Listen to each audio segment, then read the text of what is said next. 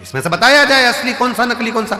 जौहरी को बुलाते हैं, वो दूरबीन लगाते हैं, नाप तोल करते, सब कुछ देखते पर कह देते नहीं साहब ये तो दोनों ही असली है, दोनों का कैरेट एक जैसा, दोनों बढ़िया, दोनों बढ़िया। नहीं मारा, आखिरी में वो बता नहीं पाता कि नकली कौन सा है, तो राजा उसको पैसे देकर भेज देता। पर एक नगर में गया तो वहां जाकर चिल्लाया कि इसमें से नकली बता दो कौन सा है, इसमें असली कौन सा है और नकली कौन सा है। वहां पर भी हार रहा था। वहीं पर एक संत बैठा हुआ, एक साधु, एक संत बैठा। संत के पास सूचना गई, बताओ इसमें असली कौन सा नकली कौन सा। जौहरी हार गए। संत ने कहा महाराज आपसे निवेदन है कि इन हीरों को मुझे दिया जाए, मैं बता देता हूं आधे घंटे के अंदर मैं आपको बता दूंगा। इतने में तो जौहरी ने मन में सोचा अभी तक इस हीरे की जांच केवल जौहरी कर रहे थे, पर आज हीरे की जांच करने के लिए संत आगे आ गए। क्या है इसमें ऐसा? संत ने कहा मैं बता सकता हूं इसमें असली कौन सा नकली कौन सा। जौहरी ने हंसकर कहा महाराज अगर आपके नगर का संत बताएगा तो 10,000 बीघा जमीन देना पड़ेगी 5,000 की जगह। राजा ने भी संत को बुलाकर कहा महाराज क्यों लुटवा रहे हो, 5,000 ही जाने दो, क्यों कह रहे हो? नहीं महाराज, संत ने कहा तुम्हें असली और नकली बताकर ही मानूंगा। ठीक है महाराज, अगर तुमने 5,000 की जगह 10,000 जमीन दिलवा दी ना तो तुम भी सोच लेना सूली पे टांग दूंगा। राजा कहे, संत कहे मंजूर है तुम मुझे सूली पर टांग देना, पर आज बता के मानूंगा इसमें असली हीरा कौन सा नकली कौन सा। तो ले जाओ। संत दोनों हीरो को ले गया, दोनों को ले जाके जमीन पर रख दिया, दोनों को रख दिया, बैठ गए। 20 मिनट बाद उठकर गया संत, हीरा उठाया, दूसरा हीरा उठाया और राजा के हाथ में दे दिया। ये जो दूसरा हीरा है ना ये नकली है। जौहरी ने कहा तुम कैसे कह सकते हो कि ये असली और ये नकली है? संत ने कहा थोड़ी सी गर्मी पाकर जो गर्म हो जाता है वो कांच है, थोड़ी सी गर्मी पाकर भी जो ठंडा रहे वो हीरा है। धन की थोड़ी सी गर्मी पाई और गर्म हो गए तो मुझे जानता नहीं है, पहचानता नहीं है, मैं ये हूं मैं वो। कांच, काया की थोड़ी सी गर्मी मिल गई, मैं बड़ा सुंदर, मैं बड़ी सुंदर, मैं बड़ा सुंदर, बड़ी सुंदर। काया की गर्मी आ गई। बात बात में कह देना अपना चेहरा देख कर आ, चल अपना चेहरा देख कर आ। गर्मी कांच का टुकड़ा। धन की गर्मी, वैभव की गर्मी, सत्ता की गर्मी, जरा सी कुर्सी आई, पद मिल गया, प्रतिष्ठा मिल गई, कुर्सी मिल गई, सत्ता मिल गई, अहंकार में फूल गए सब। तो मुझे जानते नहीं हो, मेरे पास ये पद है, मैं वो हूं, मैं वो हूं। गए, समझ गए कि ये कांच है। हीरा कितनी भी गर्मी पड़ जाए पर हीरा अपना तत्व नहीं भूलता, हीरा ठंडा की ठंडा ही रहता है, वो भले करोड़ों का।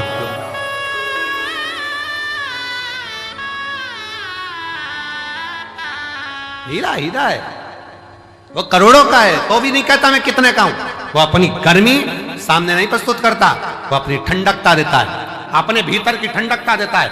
आप कितने भी ओहदे पर पहुंच जाओ, कितने बड़े पद पर पहुंच जाओ, कितनी बड़ी कुर्सी पर पहुंच जाओ, कितने बड़े अधिकारी बन जाओ, कितने बड़े मिनिस्टर बन जाओ, कितने बड़े मंत्री बन जाओ, कितने बड़े संतरी बन जाओ, कितनी भी पद पर पहुंच जाओ, पर याद रखना अगर ओरिजिनल हीरे होना, ओरिजिनल हीरे होना तो अपने को अंदर से तपाना मती, कूल रहना, ठंडे कूल।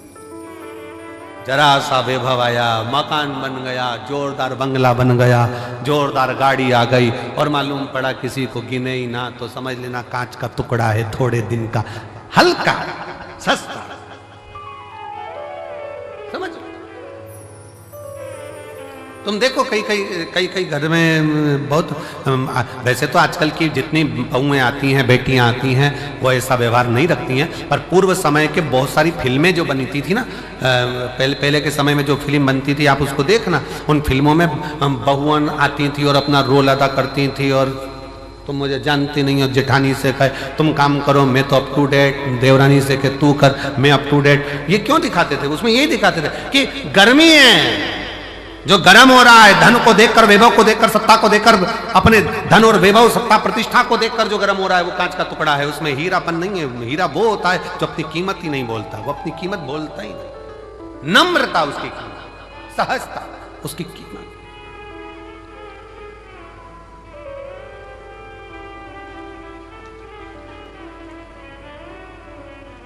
उसकी एक ही कीमत है, वो सहजता, उसकी सरलता।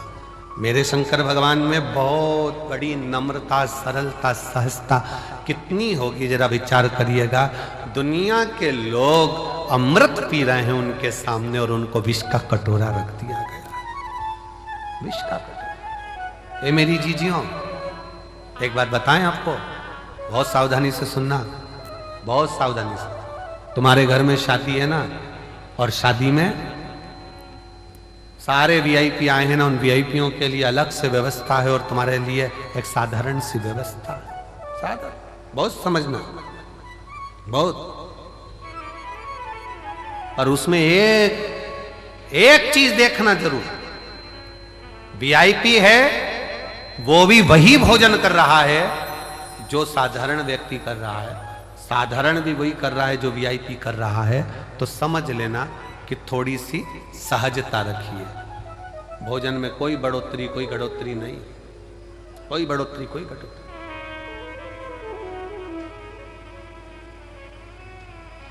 विवाह में आए, शादी में आए, और अहंकारिता का शब्द का संबोधन तुम्हारे भीतर आ गया तो वो श्रेष्ठता नहीं।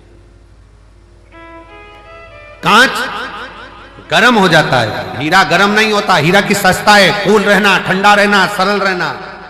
धन कितना भी बढ़ जाए, कितने बड़े भी वैभवपति बन जाओ, धनपति बन जाओ, सत्तापति बन जाओ, तुम्हारे पास में कुछ भी आ जाए, पर अपनी नम्रता को मत खोना, अपनी नम्रता। हमारे सीहोर के गांधी रोड पर रहने वाले श्री कमल जी झवर, एक बार उनके यहाँ वीएलएम मध्य में जब सीहोर थे तो एक दिन कार्यक्रम के लिए वहां पहुंचे थे। झवर जी के, सुमित झवर के यहाँ कार्य था, वहां पहुंचे तो वो कमल झवर जी एक बात कर रहे थे कि गुरु जी, जब भी मेरा मन छोटा बनने का होता है ना, तो मेरी उम्र से जो बड़े हैं मैं उनके पास जाकर बैठ जाता हूं। जो मेरी उम्र से बड़े हैं मैं उनके पास जाकर बैठ जाता हूं। क्यों? मां के पास जाकर बैठोगे तो मां तुमको बच्चा ही समझेगी, और घर के बड़ों के पास जाकर बैठोगे तो वो तुम्हें पप्पू बप्पू सब गोलू ही समझेंगे। छोटा है, छोटा है, छोटा है। अपनी उम्र पत्नी के साथ बैठे हो तो भी तुमको यह महसूस हो सकता है अब थोड़ी उम्र बढ़ती चली जा रही है। अपने बच्चों को देखोगे तो ऐसा लगता है कि अब ये बड़े हो गए, हमारी उम्र घटती चली जा रही है। पर अपनी माँ के पास, अपने पिता के पास, अपने ताऊ के पास, अपनी ताई के पास, अपने गांव में, अपने नगर में, अपने शहर में रहने वाले बुजुर्गों के पास आधा घंटा जाकर बैठोगे ना तो तुमको वही महसूस होने लगेगा कि आप वही छोटे के छोटे हो और ये सब बड़े हैं। और सहजता का, प्रेम का, एक वात्सल्यता, स्मरण, सरलता, नम्रता उसमें आ जाए। और हमारा आपसे भी निवेदन है, वो शब्दों का स्मरण रखिएगा आपके भीतर। कुछ शब्द ऐसे होते हैं जो अपने जीवन में उतारने के लिए होते हैं। जब लगे आपको मेरी उम्र बहुत बढ़ गई है, 60 साल का हो गया, 70 साल का हो गया, बाल ऐसे हो रहे हैं, तो 70 साल वालों से भी निवेदन है, तुम्हारे कोई बुजुर्ग हो, तुम्हारे पहचान वाले कोई ताऊ हो, तुम्हारे घर के जो बुजुर्ग हो, आधे घंटे उनके पास जाकर बैठना। ऐसा लगेगा कि तुम अभी छोटे हो, बड़े तो ये बैठे, अभी छोटे हो, बड़े तो ये बैठे। और फिर निवेदन है, जितनी मेरी जीजियां कुबरेश्वर धाम पर आए, जितने मेरे जीजा कुबरेश्वर धाम पर आए, जितने मेरी बेटियां बेटे कुबरेश्वर धाम पर आए, आप ये मानकर चलना हमारा बाप अभी सिर पर बैठा है, हमारी पूरी जिंदगी इसी के सुप्रत है, ये संभालेगा, देगा और भरेगा, वो करेगा। मेरा शिव है। अहमता जब भीतर में आ जाए, अहंकार जब तुम्हारे भीतर आ जाए, उसको त्यागने का प्रयास करिए, उसको छोड़ने का प्रयास। भगवान शंकर के सम्मुख में देवता अमृत लेकर बैठे हैं, भगवान शंकर के सामने विष रखा है, नम्रता देखिए। पार्वती जी कर रही है, विष मत पीना प्रभु। भगवान विष्णु, भगवान ब्रह्मा, इंद्र, गरुण, वरुण, सारे 33 कोटि देवता अमृत पी रहे हैं और तुम विष पी रहे। भगवान कहते हैं मैं विष पीऊंगा। क्यों? क्यों? किस लिए? शंकर भगवान कहते हैं मैं विष कोई नहीं पिएगा तो इस पृथ्वी पर डाल दिया जाएगा। पृथ्वी पर अगर विष का कटोरा रखा गया ना, विष का एक बूंद भी अगर पृथ्वी पर गिर गया ना, ये पूरी पृथ्वी बंजर हो जाएगी, वृक्ष सूख जाएंगे, पक्षी मर जाएंगे, पशु तड़पेंगे, मनुष्य तो कहां समा जाएगा, दिखेगा नहीं। भगवान कहते हैं मैं देवताओं के लिए विष नहीं पी रहा हूं। शंकर भगवान कहते हैं मैं तो मेरे इस परिवार के लिए विष पी रहा हूं, जिसको पीकर मैं इनको बचाना चाहता हूं। चलो एक बात अच्छे से समझो, समझिएगा जरा। 4 जगह पर क्या गिरा था जो कुंभ होता है? 4 जगह पर क्या गिरा?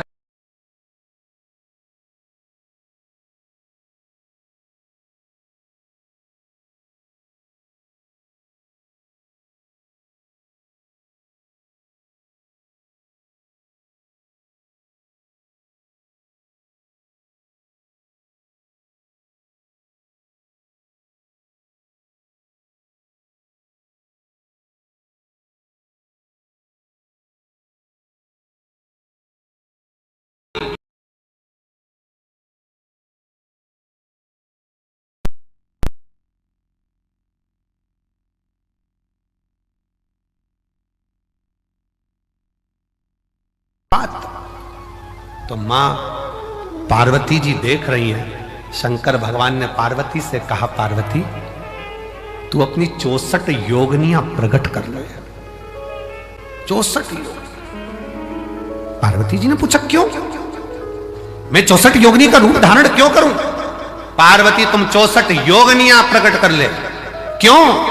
हे जगत जननी, जब मैं विष पीऊंगा ना, मान लो भूल से भी अगर ये कटोरे में से, पात्र में से अगर भूमि पर गिरेगा ना, तो मेरे ये बच्चे, ये पूरी पृथ्वी नष्ट हो जाएगी।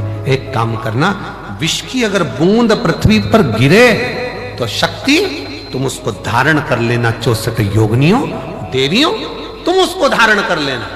तो जितना विष शंकर भगवान ने ग्रहण करा है, उतना हलाहल मत जगत जननी कंठ पर बैठकर भी धारण करी है, स्वयं कंठ पर।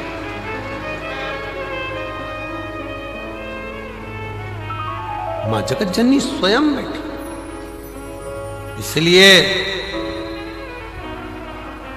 इसलिए सहजता में, सरलता में, शुद्ध तत्व में वर्णन किया गया। शंकर भगवान जोड़ते हैं, सबको एकत्रित करने का प्रयास करते हैं, इसलिए उनको संजोया जाता है। संजोया। ये पृथ्वी को खोदते हैं, पूरे विश्व में, विदेशों में पृथ्वी को खोदा, शिवलिंग मिला। देश में पृथ्वी को खोद रहे हैं, शिवलिंग मिल रहा है। शिव तत्व जोड़ने का काम करता है, शिव तत्व संजोने का काम करता है, जोड़ने का काम करता है। जो जोड़ता है उसको संजोकर, उसको संभाल कर रखा जाता है। दर्जी की दुकान पर गए हो कभी तुम लोग? अरे बोलो तो जम के बोलो जरा। गए हो? दर्जी की दुकान पर गए होगे तो उसके पास में 2 चीजें रहती है, एक कैंची रहती है, एक सुई रहती है। कैंची को तो दर्जी पांव के नीचे रख लेता है, बोलो रखता है कि नहीं रखता? इधर पटक देगा, उधर पटक देगा, पांव के नीचे रख लेगा। और सुई दर्जी पांव के नीचे रखता है, इधर उधर पटकता है? नहीं। सुई तुरंत उसने टोपी निकाली, वापिस लगा। सुई को टोपी में खोस कर रखता है, क्योंकि जो जोड़ने का काम करते हैं उसको संभालना पड़ता है, जो काटने का काम करते हैं उसको भगाना पड़ता है। सुई जोड़ रही है, सुई जोड़ने का काम कर रही है, उसको टोपी में लगाया गया, उसको संभाला गया।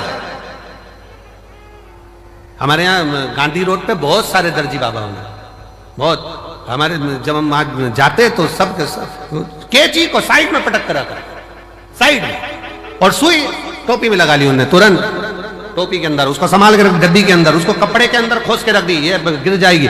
मेरी जीजियां भी जब काम करती हैं सिलाई का तो वो भी अपनी सुई को बड़े संभाल कर कपड़े में खोस कर रखती है, कैंची तो पटक दी, ड्राज में डाल दो, नीचे रख दो, पड़ी रहने दो, काटने का काम कर रही इसलिए पड़ी हुई है, जो जोड़ रहा है उसको संजोया गया, उसको संजोया। सेवा का शिव तत्व में आनंद था, सेवा।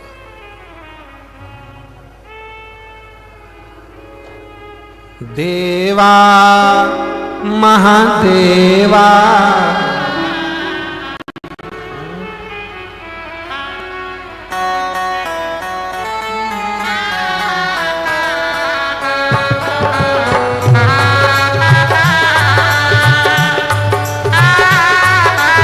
दोनों हाथों से पीछे वाले जो मंदिर के अंदर बैठे हैं तंबू लगा लगा कर वो भी दोनों हाथों से।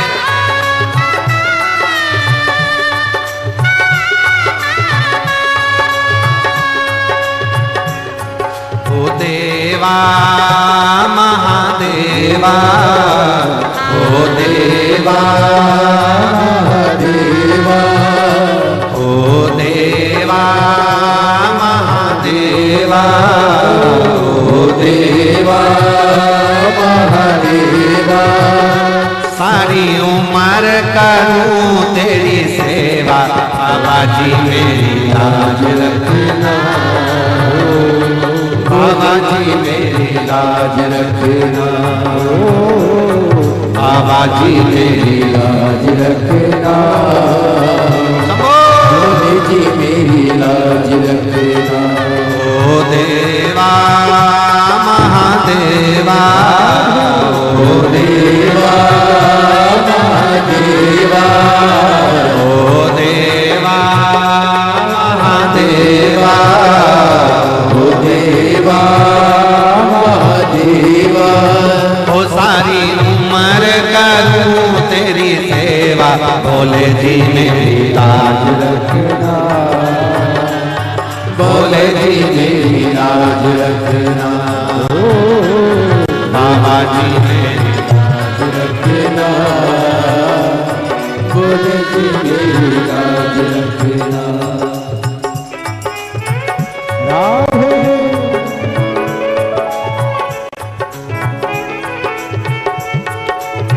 हरि बोल।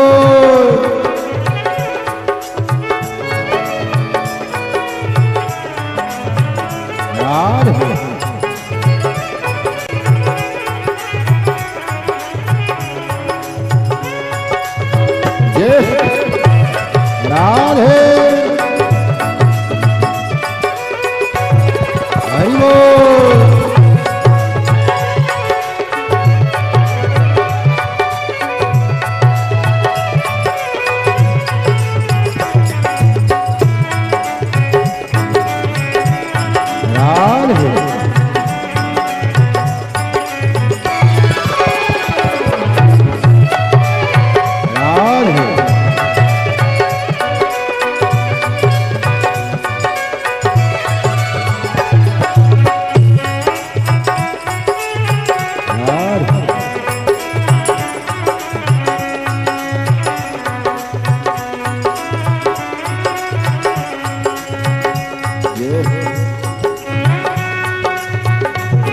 हरि बोल।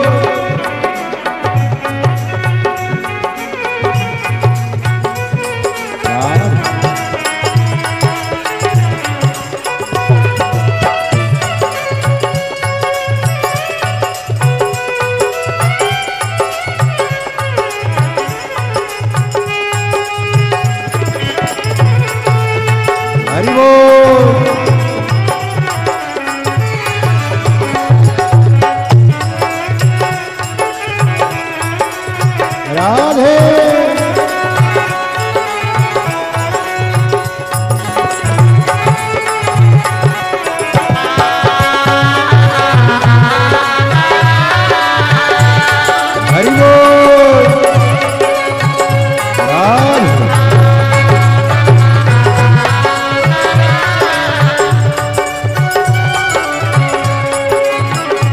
तेरी जटा में गंगा विराजे, तेरी जटा में गंगा विराजे, तेरी जटा में गंगा विराजे, तेरी जटा में गंगा विराजे। सब पत लगा रहे गोता, बोले जी मेरी लाज रखना, बाबा जी मेरी लाज रखना, बोले जी मेरी लाज रखना, बाबा जी मेरी लाज रखना।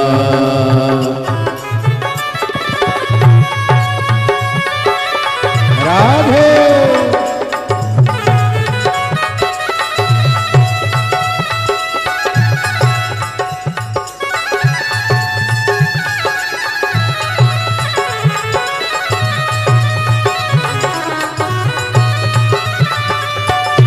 हरि बोल। राधे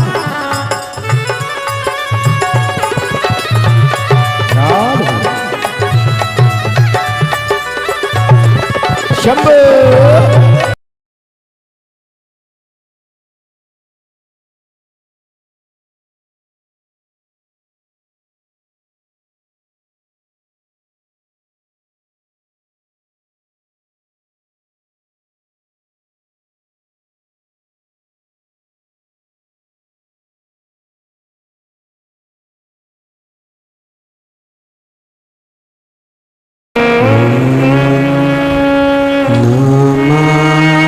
शिवाय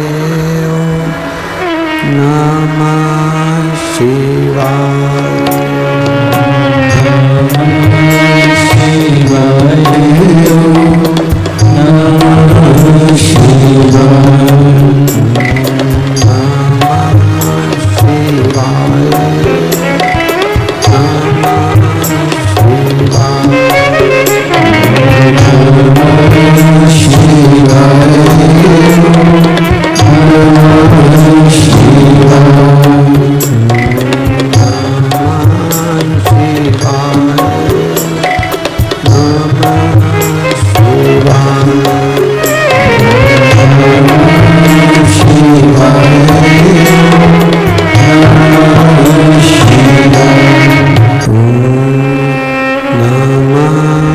शिवाय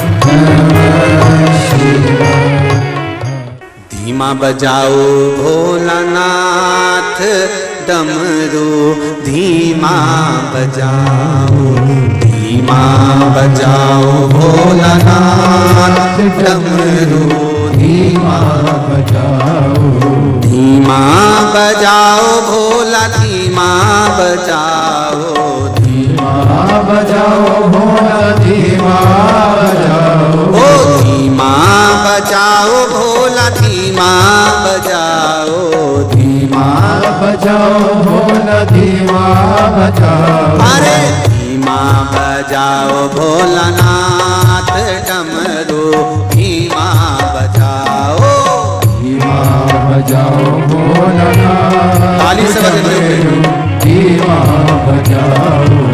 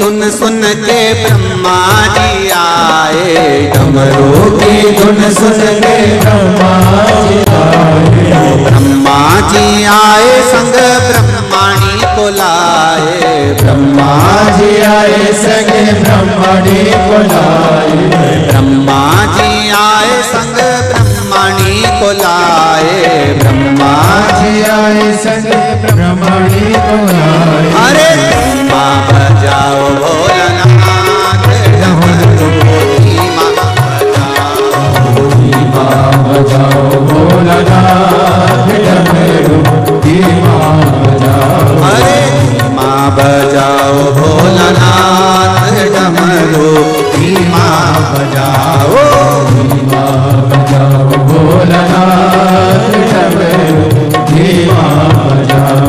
अरे धीमा बजाओ भोला धीमा बजाओ, धीमा बजाओ भोला धीमा बजाओ, धीमा बजाओ भोला धीमा बजाओ, धीमा बजाओ भोला धीमा बजाओ। अरे धीमा बजाओ भोलानाथ डमरू धीमा बजाओ, धीमा बजाओ भोलानाथ डमरू धीमा बजाओ। शंभो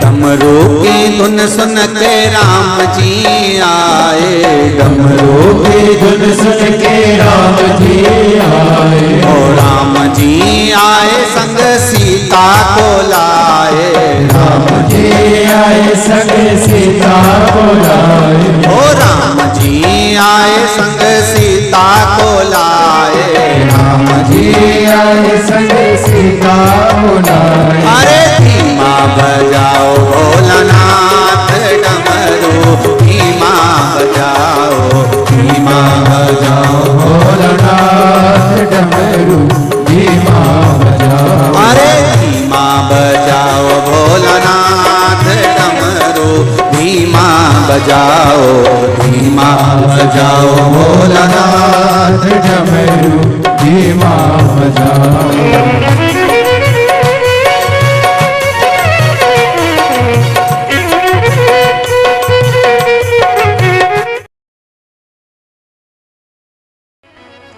बस कर्म ठीक करो, मत बुरे कर्म कर बंदे वरना पछताएगा।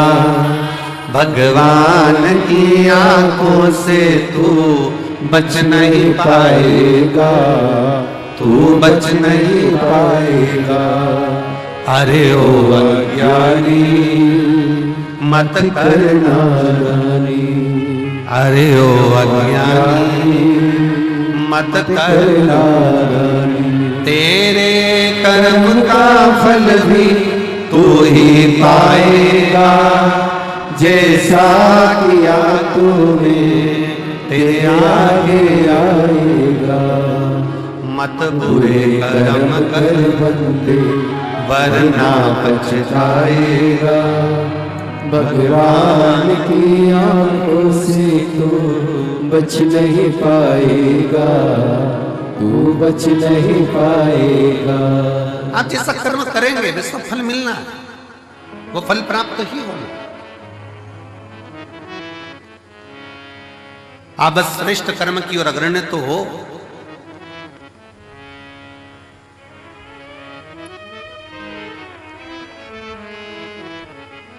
शिव महापुराण की कथा कहती है सत्य टिकता है और असत्य मिटता है। सत्य टिक जाता है, बहुत लंबा टिकेगा। आप सत्य के पथ पर चलिए, अपनी मेहनत करते हुए, अपने कर्म को करते हुए, अपनी लगनता को बढ़ाते हुए, अपनी मेहनत को बढ़ाते हुए, अपने कर्म को आगे बढ़ाते बढ़ाते बढ़ाते बढ़ाते जब अग्रणता में बढ़ोगे तो निश्चित है कि आपका भाग्य बदलेगा। एक बड़ा सुंदर प्रसंग है।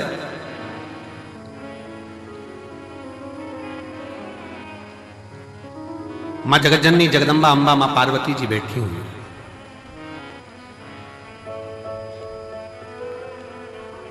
और मां अंबा मां जगज्जननी जगदम्बा मां पार्वती जी विराजमान है। और उसी समय पर मां पार्वती जी के पास में दोनों बहुएं, रिद्धि और दूसरी सिद्धि, दोनों आई।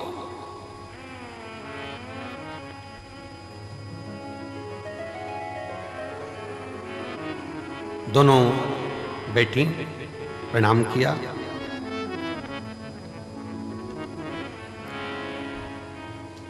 पार्वती जी ने आज रिद्धि सिद्धि दोनों को कहा कि मेरा फर्ज था, मैंने वो अदा कर दिया। विवाह करा बच्चों का, और बच्चों का विवाह कर कर बच्चे का मंगल विवाह हो गया। आप बहुएं घर में आ गई। अब ये मेरा फर्ज पूर्ण हो गया।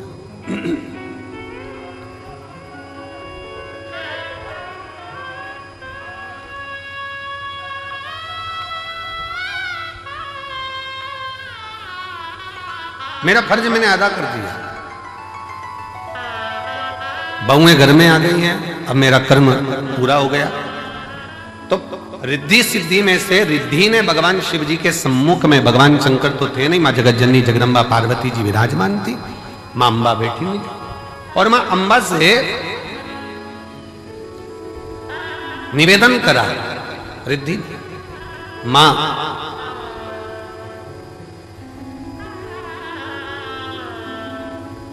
एक श्रेष्ठ स्त्री का, एक श्रेष्ठ नारी का सबसे बड़ा कर्तव्य क्या है? एक श्रेष्ठ स्त्री का, एक श्रेष्ठ नारी का सबसे बड़ा कर्तव्य क्या है? एक स्त्री अपने कर्तव्य का निर्वहन कैसे करे, उसका सबसे प्रबल कर्तव्य क्या है? और ये केवल एक रिद्धि के लिए नहीं, माता रिद्धि के समय की बात नहीं, ये हुआ था भगवान दशरथ जी के सामने भी।